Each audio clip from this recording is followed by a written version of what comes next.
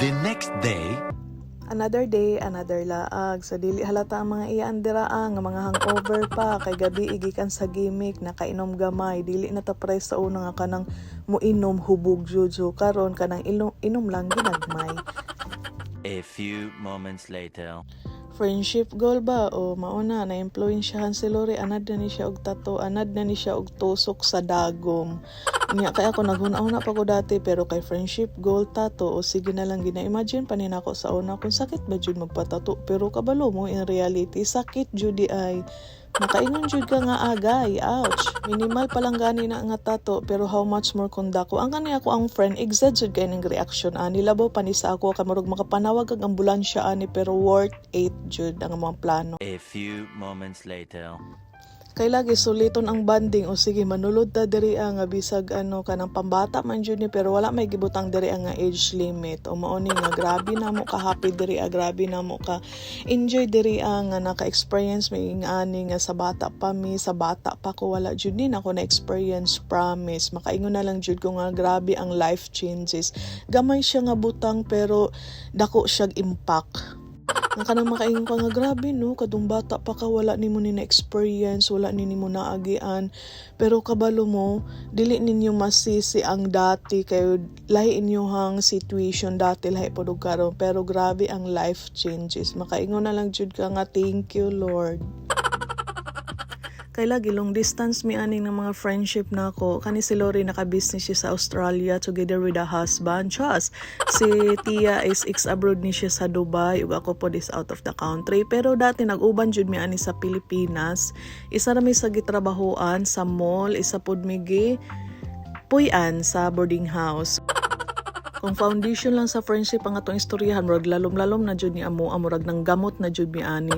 So bawat pamilya namo kabalo nami nakaadto na ko ila Lori, si Lori nakaadto na pod sa amoa, si Tia pod. So murag bisan asa na jud mi ani nangabot bisag naabot na mi diri sa gawas pero ang maong friendship still padayon gihapon. Dili man mi adlaw-adlaw magistorya, dili mi adlaw-adlaw magkauban pero kanang tinud-anay jud nga pagka friend ba. Talagsara mi ani magkaistoryahan na through video call na lang jud kay lagyo naman mi iyahay naman mig pagpaningkamot karon. Dili lang kung kalipay tanan ang amo ang experience sa among friendship na pud ups and down gihapon. Pero makaingon ka nga sila jud ang tinuod nimo na mga amiga. Mohilak na ba og tamtak sa ani mga friend bitaw oy lisod ka makakita og kanang amiga or amigo nga kanang tinud-anay nga kanang dili good kanang ingon nga kanang hanggang friend lang mo pero kanang murag friend mo nga murag sister na mo kanang anak good nga treatment pangitawon ang mga pareha nila na mga friendship pareha nila na mga amiga kay naay mga amiga na mga balingbing naay mga amiga nga mga traidor nga kanang lami lang sa imong atubangan pero pagtalikod nimo ikaw ang istoryahan pera na lang sa mga maayo jud ha dili ni siya general. Nay mo ingon nga hilas naman kamel wala lang jud ka kabalo sa kubatasan wala lang jud ka kauyon kay pareha ta wala ta nag-uyon ana lang jud.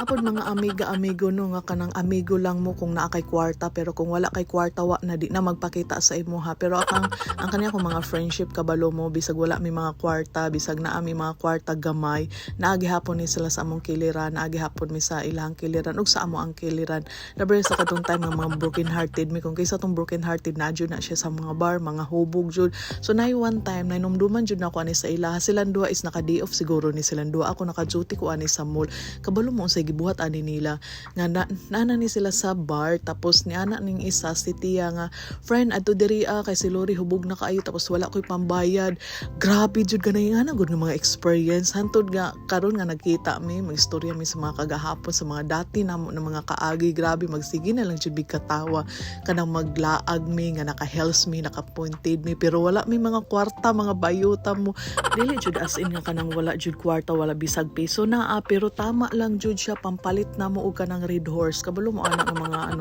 kanang mga ingana ng mga sit up unya pag man maglaag mig tatlo syempre mga babae mi mga pepa kaayo mga sexy kaayo kay lagi kanang mag-inom-inom Pero wala may mga keks ana ha, pero paghuman ka ng tulo ra man may kababae no, matingala na lang mga naay mga hatag sa kabakit, na mo ingon na mo tapad mo join sa mga kana mo join sa lamisa, pero kabalo mo hilas kay mi kay dili mi magpa-join, dili mi dawaton lang namo ang ang imno nun, libre ba ya na unsaon na lang. Pagabot sa mga cakes is kanang mga choosy mi. Kung kinsa man tong nakabalo sa amo, akabalo mo kung unsa mi. Dili pod mi tantong hilas no, kanang tama lang jud pod. Ako mga bishi, thank you for being real. Thank you sa kanang naila-ila tamo. Unya paghuman thank you sa pagtinud-anay ninyo na kanang tinuod jud nga pagka-friendship. Unya kamo na pod bag-istorya oy kapoya mag-explain sa inyo ha oy. Worth it amo ang banding jud diri kay talagsa ra mi ani magkita kay kaning dili mi magkadungan og uli pud sa Pilipinas kay lahi-lahi mi og mga schedule. So finally after 5 years siguro or 6 years this year mi nagkita na pud ni Lori. 6 years jud kay si Alex iyahang anak kay 5 naman. So buntis pa lang siya mo to amo ang pagkita last sa Pilipinas, wala pa ko ato naka-abroad pud.